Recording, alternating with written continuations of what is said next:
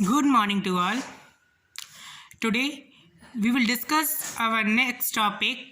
Our new topic is Kelvin's double bridge. Okay, so what is Kelvin's double bridge? It is used for the measuring low resistance from micro ohm to 1 ohm. Okay, ये low resistance measure करने के लिए use होता है. ठीक, it is the modification of Wheatstone bridge. ये Wheatstone bridge का modification है. ठीक, तो पहले तो हम देखेंगे कि व्हीटस्टोन ब्रिज क्या होता है, then we can continue what is Kelvin's double bridge. Okay, so let us discuss Wheatstone bridge. So Wheatstone bridge consists of 4 arms, and in the 4 arms we have 4 instances, and the bridge is said to be balanced when the ratio of resistance in one arm is equals to the ratio of resistance in the other arm. मतलब देखिए Wheatstone bridge में 4 arms होती हैं, ठीक है, और 4 arms में 4 resistances connect होते हैं. एक ब्रिज की तरह इसका सेटअप होता है. वो डायग्राम इसका आपको बाद में बताएंगे, ठीक है. और व्हीटस्टोन ब्रिज बैलेंस्ड तब होता है जब उसका ratio of resistance in one arm, जब रेशियो वन आर्म का रेशियो और इक्वल होगा अदर आर्म के रेशियो से रेजिस्टेंस के, ठीक है. So the Wheatstone bridge is said to be balanced when the ratio of resistance in one arm is equals to the ratio of resistance in the other arm. Okay, और जैसे Kelvin's double bridge था वो micro ohm to mega ohm measure करता था resistance. Wheatstone bridge few ohm to mega ohm measure करता है, ठीक है. देखिए ये डायग्राम है आपका व्हीटस्टोन ब्रिज का. देखिए 4 आर्म्स हैं A B C D और 4 रेजिस्टेंसेस कनेक्ट हैं PQRS. बीच में गैल्वेनोमीटर लगा हुआ है, इसको बोलते हैं डिटेक्टर, ठीक है. और ये सप्लाई है, वोल्टेज सप्लाई है ये, ठीक है. So the galvanometer shows the null deflection. Okay, that means it will be 0. मतलब B और D आर्म के बीच में 0 करंट फ्लो करेगा. So the current is flowing in the arm BD 0. तो जब गैल्वेनोमीटर नल डिफ्लेक्शन शो करेगा तो मतलब B और D जो आर्म है उसमें 0 करंट फ्लो करेगा, B to D, ठीक है. तो P by Q is equals to R by S, ये है इसकी बैलेंस्ड कंडीशन, ठीक है. तो P और Q यहाँ पे नोन रेजिस्टेंस है, R अननोन रेजिस्टेंस है और S स्टैंडर्ड रेजिस्टेंस है. जब हम R अननोन रेजिस्टेंस फाइंड करेंगे तो उसका फॉर्मूला होगा R is equals to P by Q into S, ठीक है. देखिए जब ये 4 रेजिस्टेंस कनेक्ट हैं तो ये किसी ना किसी कनेक्टेड लीड से कनेक्ट होंगे, ठीक. और उन कनेक्टिंग लीड्स का भी कोई ना कुछ रेजिस्टेंस होगा. तो जब हम उन कनेक्टिंग लीड्स का रेजिस्टेंस फाइंड करेंगे तब हम उसके लिए केल्विन्स डबल ब्रिज का यूज करते हैं, क्योंकि उनका रेजिस्टेंस बहुत कम होगा. So all these resistance are connected with connecting leads, but this connecting leads also have some resistance. So if we measure the resistance of connected lead, we can use the Kelvin's double bridge because the resistance of connecting lead is very small. ठीक, देखिए मान लीजिए हमने जो connecting Leeds का use किया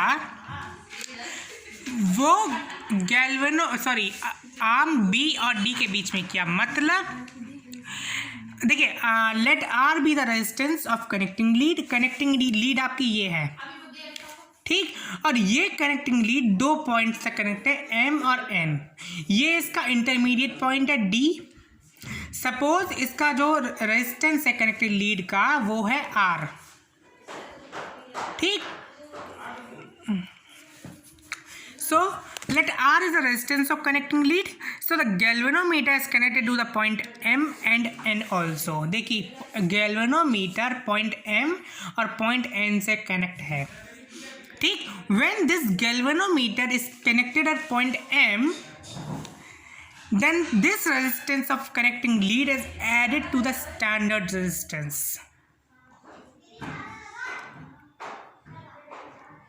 ठीक है, देखिए जब ये कनेक्टिंग लीड पॉइंट M से कनेक्ट है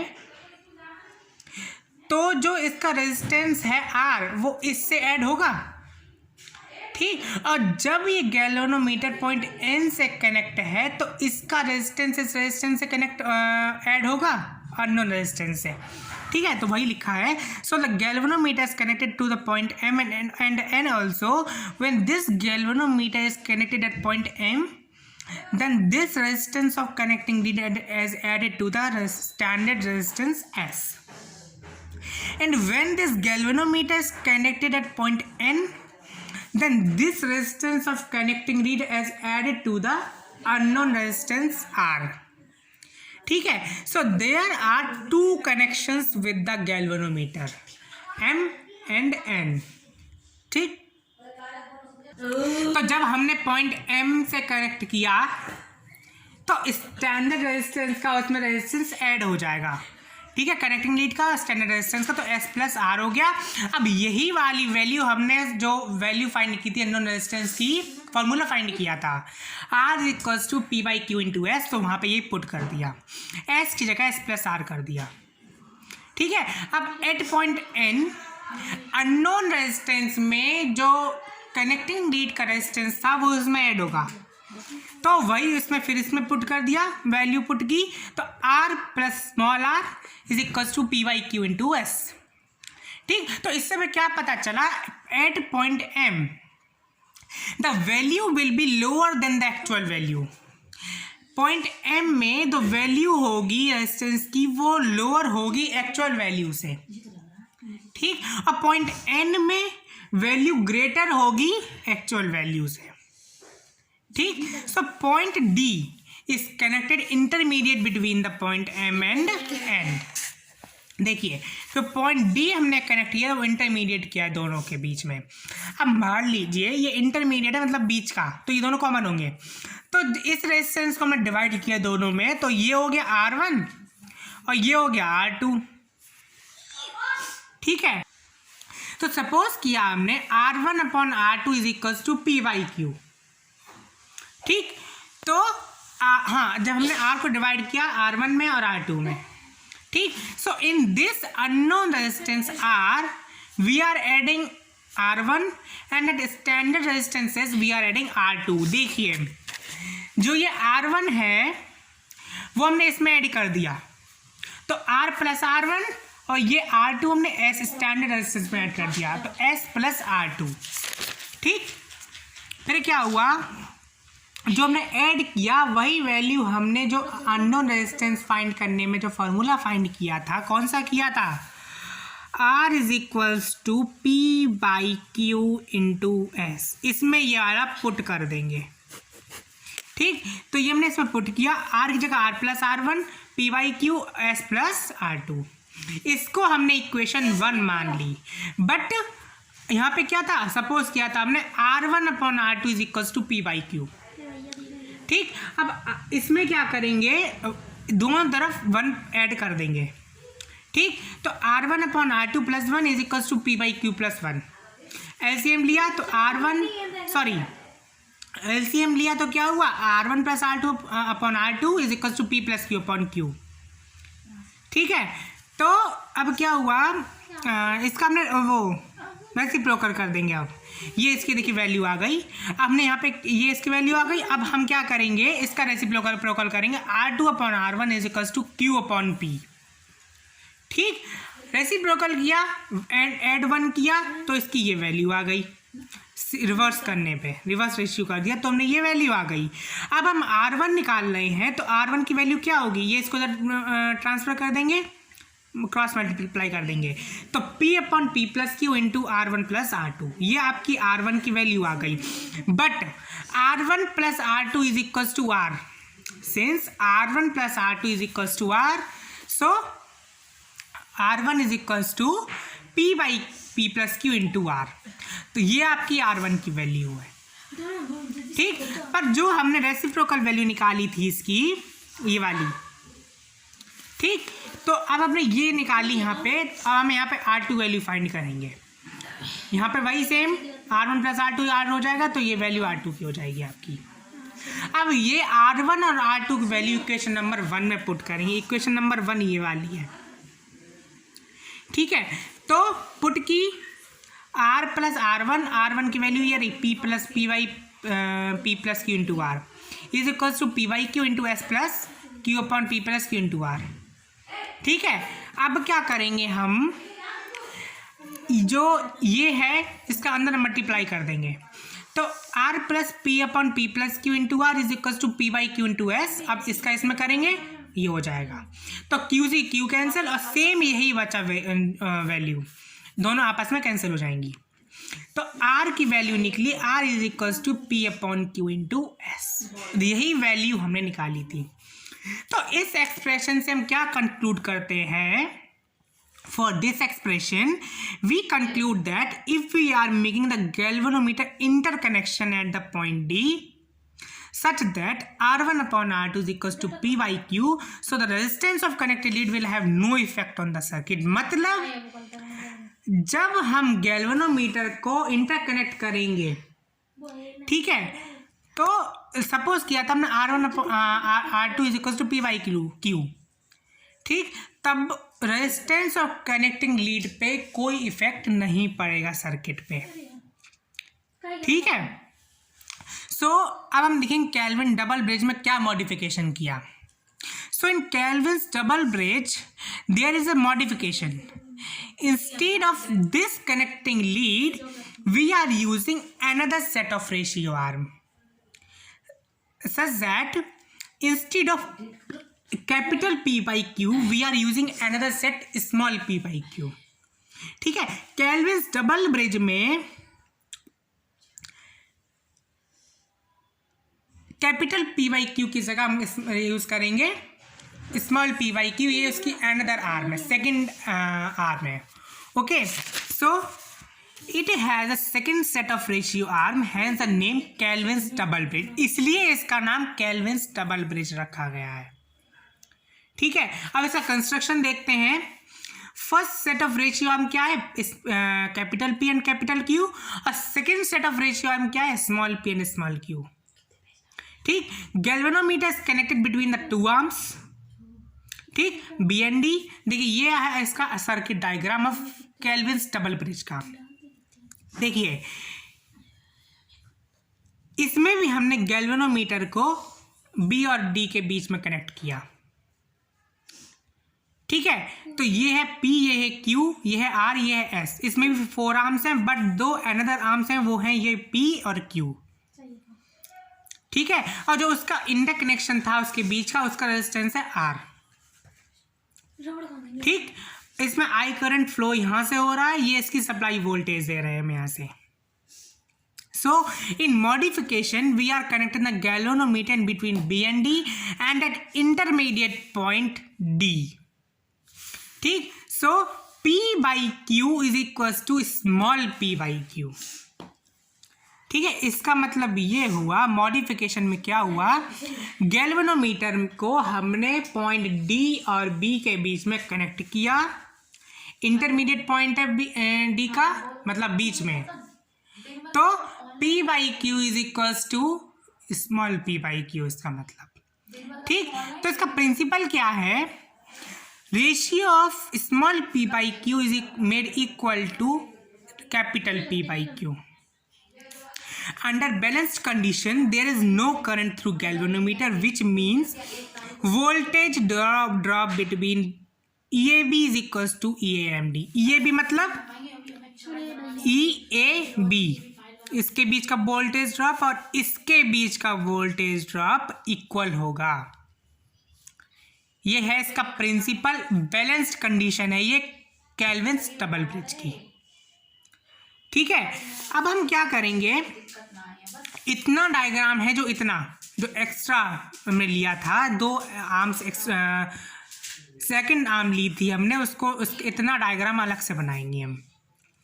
ठीक, देखिए ए रेजिस्टेंस लगाए सीरीज में, उसके बाद पॉइंट एम है, पॉइंट एम देखिए यहाँ से, देखिए ए फिर रेजिस्टेंस लगाए, फिर पॉइंट ये आर्म यहाँ से, मतलब पॉइंट एम ये है, यहाँ से ये पी और क्यू सीरीज में है और पी और क्यू के पैरेलल में रेजिस्टेंस, सॉरी ये आर लगा है resistance.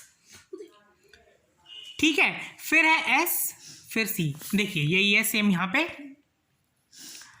A R M P और क्यू सीरीज में, और पी और क्यू के पैरेलल में लगा है आर रेजिस्टेंस, ये पॉइंट एन, देन एस और सी, ये इसका डायग्राम है। ठीक है, अब हम निकालेंगे ई ए बी और ई एम डी की वैल्यू, उसको फिर इक्वल रखेंगे, तब उसका लास्ट में डेरिवेशन, मतलब ये इसका डेरिवेशन होगा। तो ई ए बी की वैल्यू फाइंड करनी है हमें, ई ए बी इतना। ठीक, फॉर्मूला होता है total voltage into resistance upon total resistance. Total voltage इसका है यहाँ पे ई ए सी, क्योंकि ये पूरा डायग्राम है। ठीक, तो E A C into P upon total resistance P Y Q.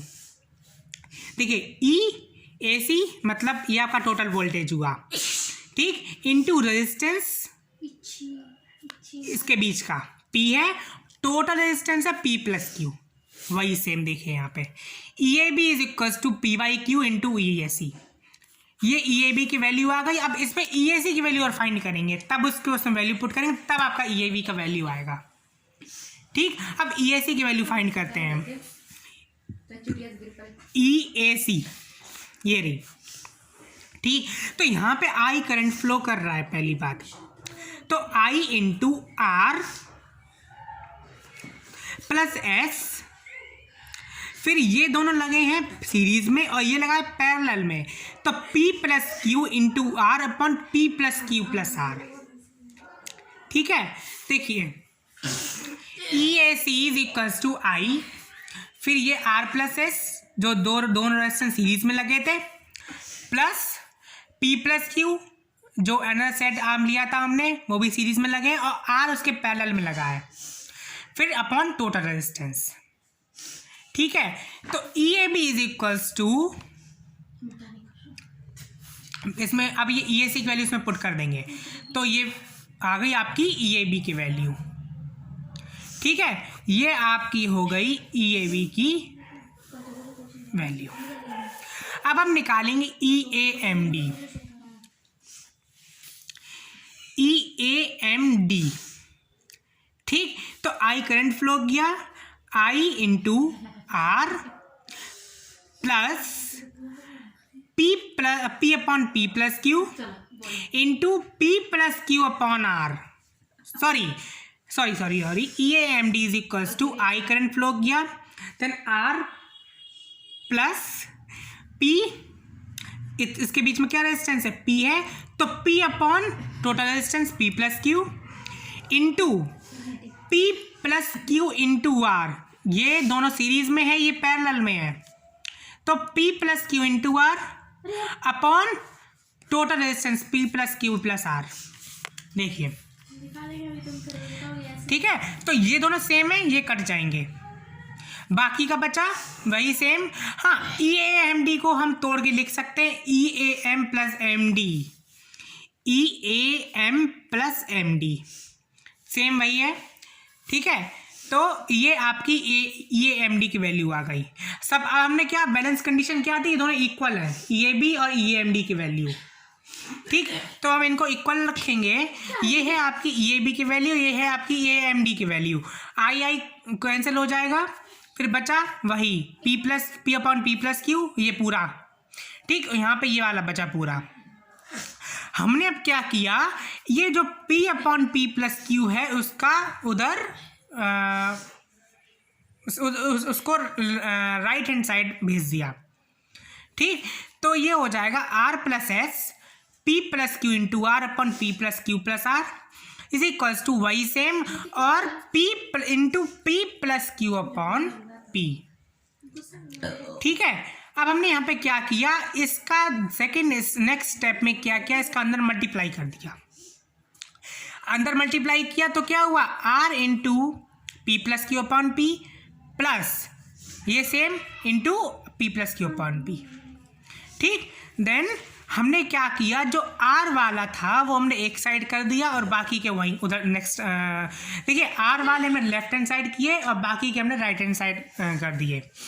ठीक, तो एक तो यहाँ पे ये है आर वाला, ये रहेगा और ये पूरा उधर साइड चला जाएगा और इधर ये वाला है वो इधर साइड आ जाएगा। तो क्या होगा, देखिए आर प्लस, पहले तो यार इधर ला रहे हैं, R plus sorry R minus, क्योंकि वो प्लस का दस माइनस का हो जाएगा, R minus R into P plus Q upon P. अब यहाँ पे क्या हुआ, दोनों में आर कॉमन है तो आर कॉमन ले लिया, बचा one minus P plus Q upon P और इक्वल्स टू ये पूरा इधर भेज दिया, ये इधर आ गया। ठीक, अब यहाँ पे एलसीएम लिया नेक्स्ट स्टेप में, तो पी से पी कैंसिल, इधर बचा, हाँ इधर हमने क्या किया, जो P R upon P plus Q plus R हमने कॉमन ले लिया दोनों में से। ठीक, तो जब इसमें से हमने कॉमन लिया तो बचा P plus Q upon P और यहाँ तो माइनस, इसको अलग अलग किया तो P R upon P plus Q plus R plus Q R upon P plus Q plus R. ठीक, तो पी आर वाला कॉमन लिया तो माइनस वन तो आ ही जाएगा, बचा माइनस क्यू आर वाला तो वो इधर आ जाएगा और माइनस एस तो है ही। ठीक है, अब हम क्या करेंगे, यहाँ पे क्या किया, जो बचा यहाँ पे क्या बचा, minus R Q upon P is equals to P R upon P plus Q plus R. यहाँ पे एलसीएम लिया, पी से P cancel, minus S Q R upon P plus Q plus R. Okay, then r is equals to, यहाँ पे क्या कर रहे हैं हम, r की वैल्यू फाइंड कर रहे हैं। ठीक, तो यहाँ पे r की वैल्यू फाइंड कर रहे हैं तो q अपॉन p उधर साइड हो जाएगा तो क्रॉस मल्टीप्लाई हो जाएगा, p ऊपर q नीचे। ठीक है, तो r is equals to minus P R upon P plus Q plus R plus p upon q उधर था q अपॉन p, तो यहाँ पे हो जाएगा p upon q into S plus Q into R upon P plus Q plus R और पूरा P upon Q multiply किया। ठीक है, अब हम क्या करेंगे, आर इज इक्वल्स टू, ये पहले लिख लिया, ये दोनों पी क्यू आर में के फॉर्म में, तो उनको बाद में लिखेंगे। ठीक, तो R is equals to P S upon Q plus, अब हम यहाँ क्या करेंगे, इसको अंदर मल्टीप्लाई कर दिया, P Q R upon Q into P plus Q plus R minus P R upon P plus Q plus R. ठीक है, अब यहाँ पे क्या क्या नेक्स्ट स्टेप में किया क्या, इसमें हमने क्यू आर को कॉमन ले लिया। जब इसमें से क्यू आर कॉमन आएगा तो बचेगा P upon P, Q are यहाँ से इतना हम लोग कॉमन ले लेंगे। ठीक, तो Q R upon P plus Q plus R, बाकी का बचा पी अपॉन क्यू माइनस, यहाँ से क्यू आर कॉमन लिया था, क्यू आर का हमें अंदर क्यू आर कॉमन लिया था पर यहाँ पे क्यू है नहीं तो क्यू का हमें अंदर नीचे डिवाइड करना पड़ेगा। ठीक, तो यहाँ बचेगा माइनस पी वाई क्यू। ठीक, तो ये है आपका केल्विन्स डबल ब्रिज में एडिशनल एरर, मतलब इतनी वैल्यू इसमें ऐड एक्स्ट्रा हो रही है। ठीक, और व्हीट स्टोन ब्रिज में क्या था, इतना सा सिर्फ था, R is equals to P. तो क्या किया हमने, सपोज किया था कि P by Q is equals to small P by Q, ये यहाँ पे हम करेंगे तो ये जीरो हो जाएगा पूरा। ठीक, तो क्या बचा, then R is equals to P by Q into S, वही सेम फार्मूला आ गया रेजिस्टेंस नॉन रेजिस्टेंस फाइंड करने का। ठीक है, ओके, थैंक यू।